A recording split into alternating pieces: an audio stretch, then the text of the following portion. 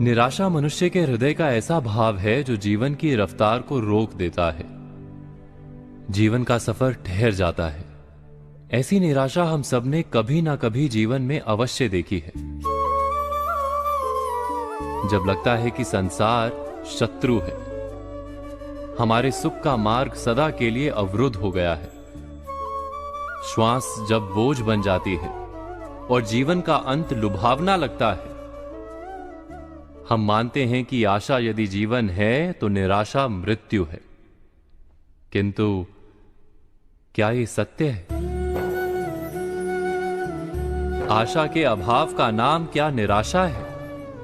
शब्दों से ऐसा लगता है, पर वास्तव में आशा और निराशा का कोई संबंध ही नहीं। वो कैसे? एक बार विचार कीजिए कि आशा क्या है।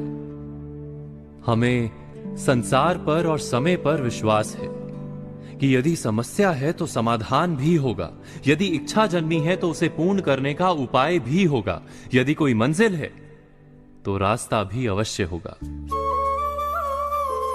और हमारा अनुभव भी तो यही कहता है कि देर सवेर हमारी इच्छा अवश्य पूर्ण होती है। शर्त है कि उस इच्छा को पूर्ण करने के लिए जो मूल्य चुकाना पड़ता है वो चुकाने को हम तैयार हों। जैसे कहीं पहुंचने के लिए घर का आंगन छोड़ना पड़ता है। घर छोड़ने का मूल्य चुकाने वाला अवश्य मंजिल पर पहुंचता है। श्रम करने वाला परिणाम अवश्य पाता है।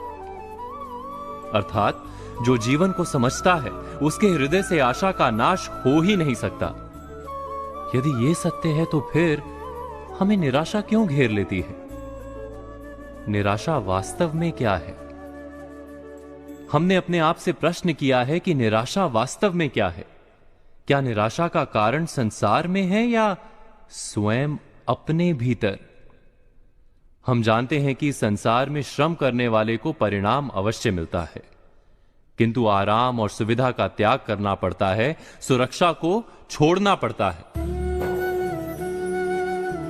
किंतु हम अपनी सुरक्षा और सुविधा का त्याग करने को तैयार नहीं होते, सज्ज नहीं होते।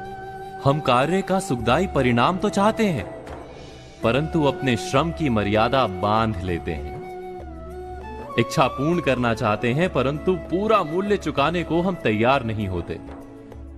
हिमालय की चोटी पर पहुंचना है, पर घर का आंगन नहीं छोड़ना है। वहां से निराशा का जन्म होता है। अर्थात आशा के ना होने को निराशा नहीं कहते।